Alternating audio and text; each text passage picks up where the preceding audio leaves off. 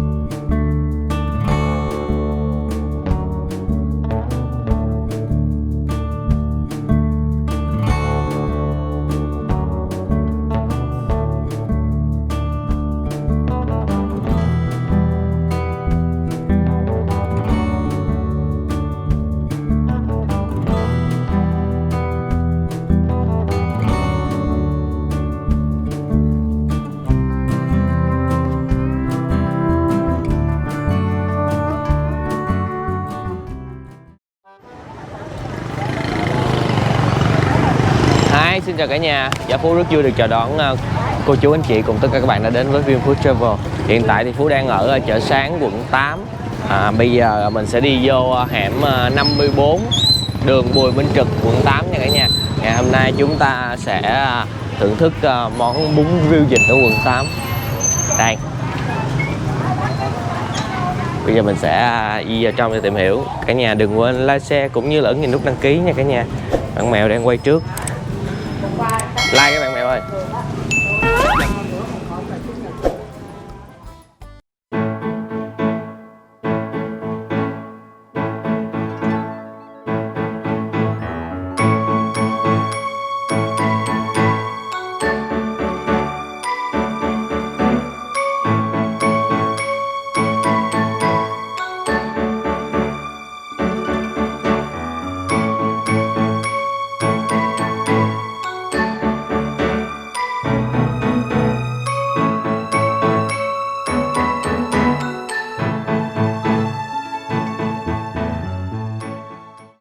Bà đang bán một tô này cả nhà ơi. Tô này bà bán đang là bao nhiêu vậy bà? Tô này 35. 35, ăn đùi là 35 đúng không bà? 35, nạc 30. Nạc 30. Ồ. Rưới mắm tôm lên luôn. Đó. Đã luôn. Đùi 35.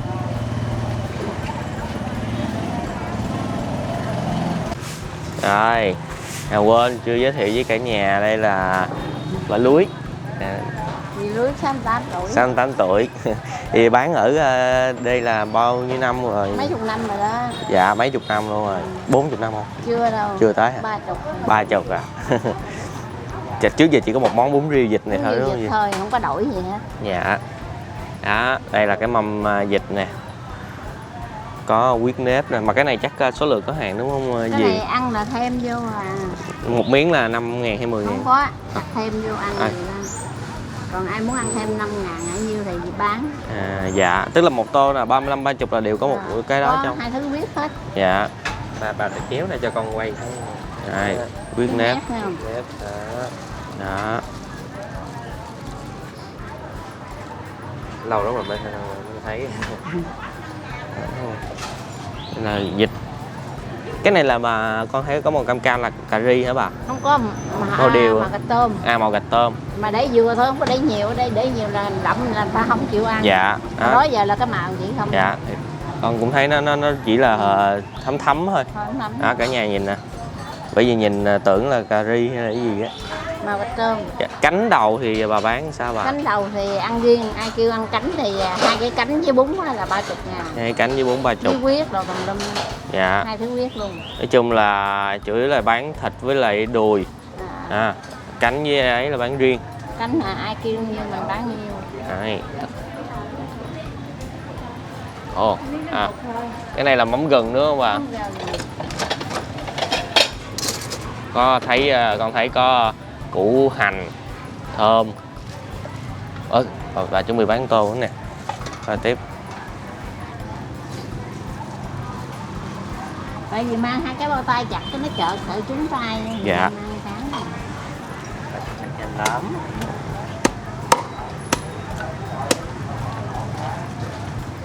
Vịt trơn lắm, mỡ. Sợ nó chợ cái tay đó. Dạ. Huyết nếp luôn. Huyết nếp. Đó, vậy là 30. Ồ, tô 30 rồi đó nè. Em quyết vô. Ồ, nồi nước lèo và để sôi liên tục luôn nãy giờ luôn nè. Ê, Sao luôn? con thấy có cái gì đen đen ở dưới nữa vậy bà? Con ruốc với nước nếp á. À, có huyết nếp ở trong trọng. Để anh chổng ăn cho nó nóng ngon. Rồi, con nhờ bà múc cho con coi với nha. Dưới là đang có chân vịt. Chân vịt. Rồi với huyết nếp ha. Dạ, huyết nếp. Ồ, nếu cả nhà nhìn kỹ thì sẽ thấy được cái ruốc. Ruốc Đó, bà múc nước lèo không rồi bà. Ủa, cái nước lèo không? Đó. Ở nhà nhìn kỹ sẽ có những cái con ruốc nhỏ. Ăn nó mới thơm. Dạ. Huyết vịt nè, hành nè, cà chua nè. Ủa, bà ơi, món này là cái bà là ở đây hay là ở đâu? Ở đây đó giờ bán đây. À. Tự bà nghĩ ra cái món này bà bán hay sao? Có thấy người ta bán rồi mình mà bán theo. Dạ. Thấy người bán ở trên chợ chiều á. Dạ. Nhưng mà người ta mắc rồi, bà bán lâu rồi. Dạ. Hai người bán được.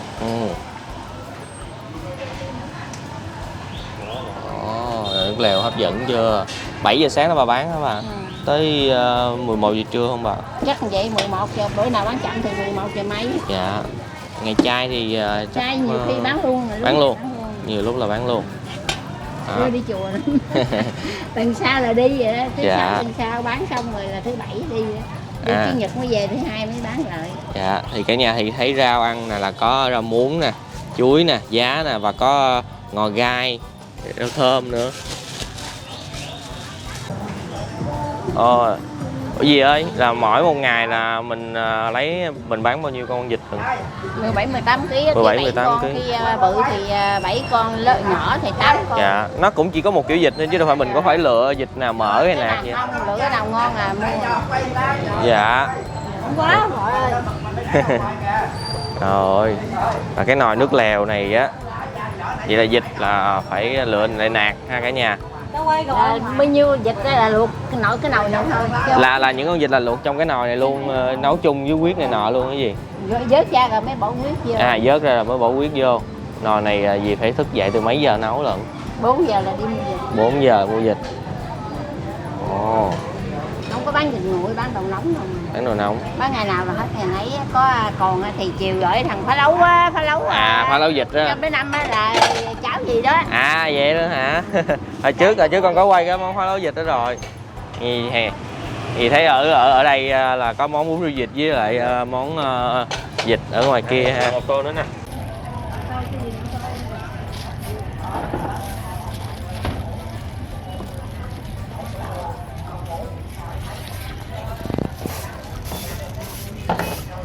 Rồi, bà cứ làm nè.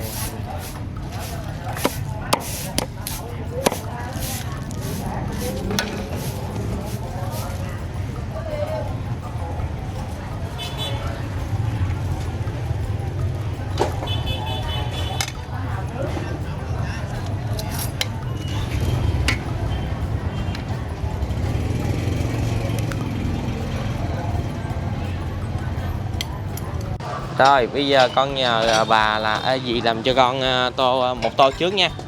Tô đùi đi. Dạ.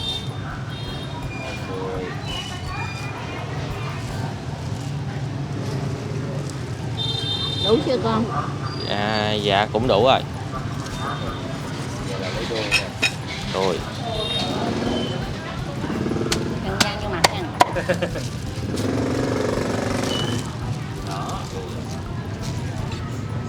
Có ai phụ bà không? Ông có ai phụ gì không? Có nhỏ cháu dâu đó. Dạ. Nhỏ đó kìa.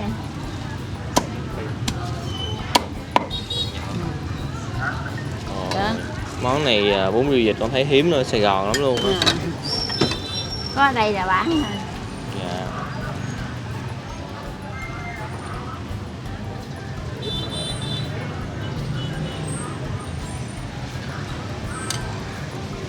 Rụt đón ra quay kìa Tú. Không nón ra đang thấy mặt mày kìa. Đây, một ít mắm tôm chứ sớm như mình nói là hỗn guốc. Tôi kêu Nhung ra đầu mới ngồi đóng núi nhão hoài đi. Rồi, Dạ. con ngồi đâu? Dạ đấy chắc con ngồi bên đây. Dạ. Trời, trời con thấy dì nay là cũng lớn tuổi rồi. Dì là có dự định là mình bán cái món này là tới khi nào mình nghỉ hưu không? Chừng nào nghỉ hưu rồi để cháu bán. Dạ. Vậy là có người kế nghiệp. Rồi mọi người ai ăn quen thì nhớ nha. Dạ. Giờ là mình cứ còn khỏe là mình còn bán được đúng không gì? Dạ. Ok.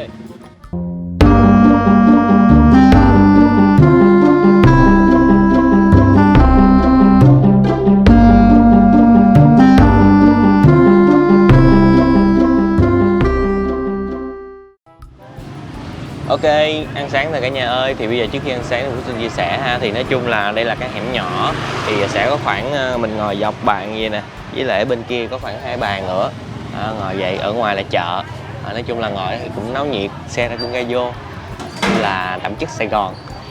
Rồi, bây giờ Gia Phú và Mèo xin mời cả nhà, cô chú anh chị cùng tất cả các bạn chúng ta thưởng thức tô bún riêu vịt.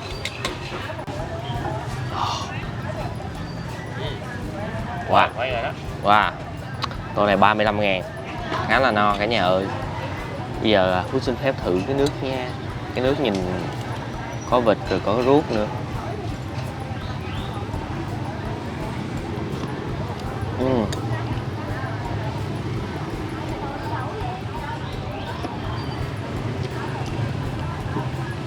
Nhìn cái màu này có vẻ đậm đà nhưng mà nó vị nó cũng vị nó vừa phải à, chứ nó cũng không có quá đậm hay là cũng quá thanh.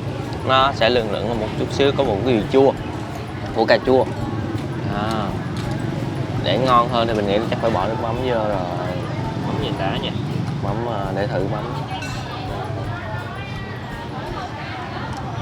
Ngon, mắm chất lượng á. Thấy có tỏi nè, gừng nè, hành nè.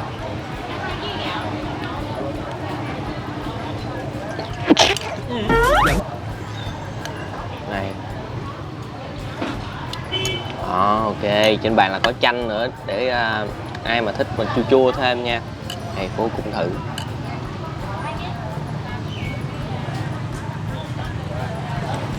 Trộn nó lên. Chưa có mắm tôm, đúng rồi, cái nước lèo chưa có mắm tôm. Bún riêu là phải có mắm tôm.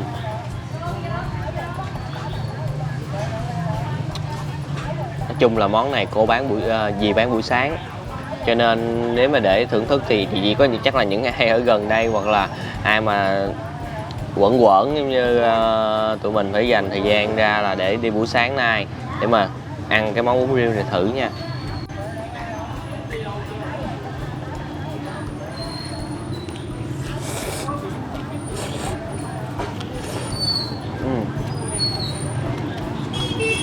Nói chung là cái vị nước lèo á cũng không quá khác xa so với những món bún riêu thông thường, cũng là ngon.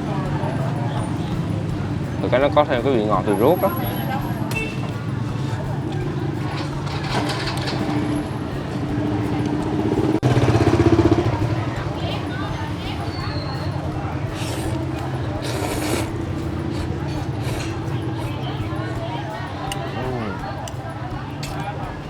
Hay là quyết.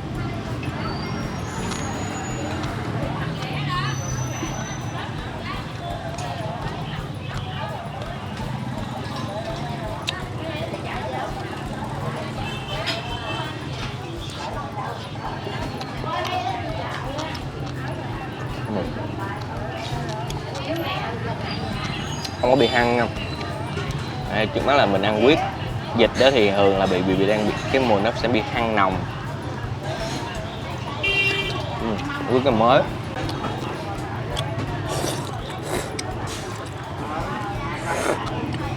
Huyết nếp rồi nha, là huyết. Đúng là huyết trộn với nếp á, nó thành khói lại như vậy nè, như một miếng bánh nè. Lâu không ăn. Mày có ăn hả? Có nè, hồi chưa ăn bún riêu vịt á. Thử mày kỹ món này. Ít chứ mọi người.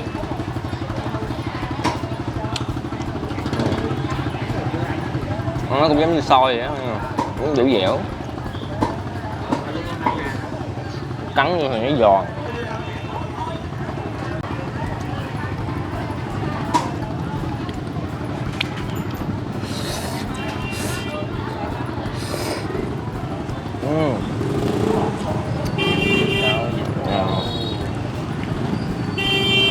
Đùi nè. Rồi, chặt mạnh vậy mà nó vẫn còn dính nè.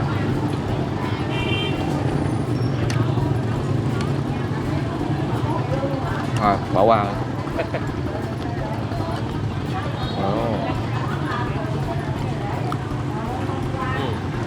Hồi nãy Phú có hỏi là gì ở đâu á, tại vì Phú không biết xem cái món bún này đúng ra nó xuất hiện ở đâu. Thì theo như Phú tìm hiểu thì món bún này là ở Gò Công, nhưng mà cũng không có biết là chính xác là có phải là từ là coi như là xuất xứ ngay từ ban đầu của nó là ở Gò Công hay không.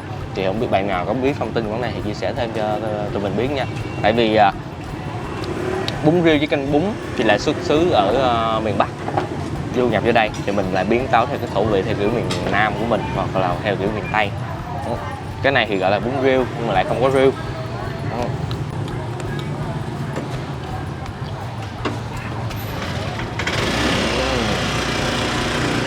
Ui cái đằng.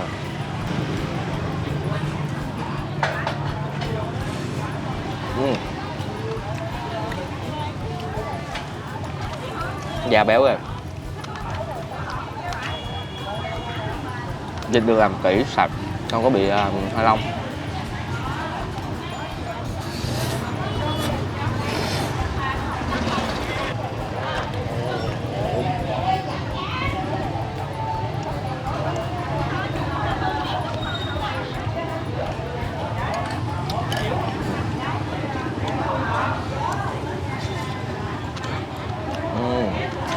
Con vịt này có vận động đầy đủ nè, thịt nó chai chắc và ngọt.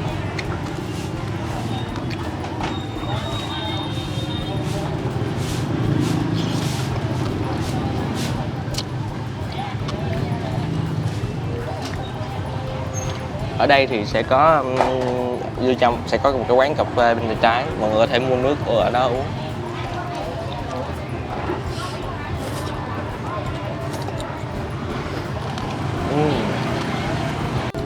Rồi.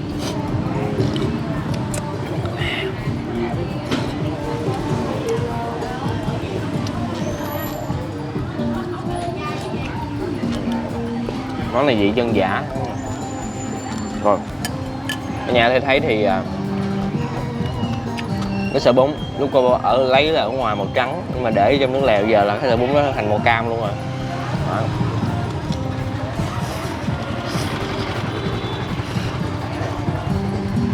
Có một điều ở tô bún này tức là nãy giờ mình ăn á không có bị dính cái màu đều mà vàng vàng á, không có sợ cái vấn đề đó. Ở trong đây không có màu đều, cho nên ăn món này thì mặc đồ trắng không sợ rồi đó. Trời ơi, cái cục này nó dính, này là cả nguyên đầu luôn rồi mình xé nó ra đó. vô đấy.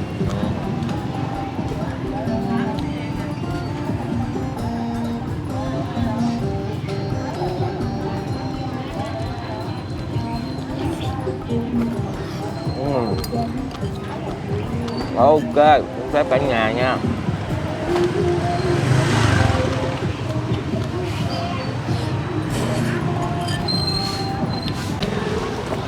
Nãy mày có chụp cái mặt người nước lèo.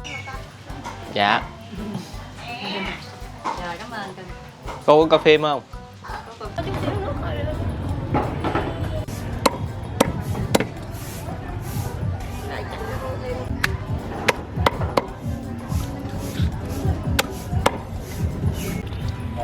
Cái tô này là nhiêu vậy bạn? Câu này hả? 30 rồi. Ta ăn không vậy hả bạn? Ăn xong đi 30.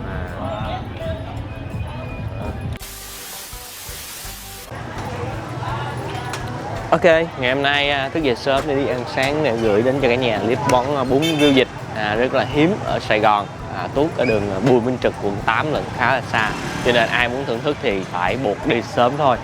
Rồi thì nói chung á là mỗi một món ăn, mỗi một clip á thì tụi mình rất là mong mọi người sẽ bình luận để chúng ta cùng tương tác nhau, chia sẻ thêm về những cái thông tin về món ăn để chúng ta có thể có thêm thật nhiều kiến thức. Tại vì kiến thức thì mỗi nơi nó mỗi khác, đôi khi nhiều khi nó không đúng ở ngay chỗ này nhưng mà nó lại đúng ở chỗ khác. Cho nên là mọi người có ai thông tin về món bún riêu vịt này thì chia sẻ thêm nha. Mình thì chỉ biết nó là xuất xứ từ Gò Công đó, nhưng mà không biết là nó còn thêm ở như thế nào không. Thì cái món này thì sẽ không có riêu. Vị ở đây thì chia sẻ thực tế nha, thì nói chung là ăn là ngon nè, làm sạch nè, không có bị hôi mùi vịt, nhưng mà thì cái vị nước này nó sẽ thiếu vị chua của cà chua. Nói chung là vị của nó sẽ là bình dị dân dã. Thì ai mà cần như là dạng mà ăn húp một miếng nước lèo gọi là suýt xoa thì nó sẽ chưa đạt cái độ đó. Rồi, cảm ơn cả nhà đã dành thời gian xem clip nãy giờ. Đừng quên một món ăn ngon sẽ ngon hơn nếu chúng ta thưởng thức cùng người thân, bạn bè và chia sẻ nó với tất cả mọi người. Xin chào và hẹn gặp lại cả nhà ở những clip hấp dẫn kế tiếp.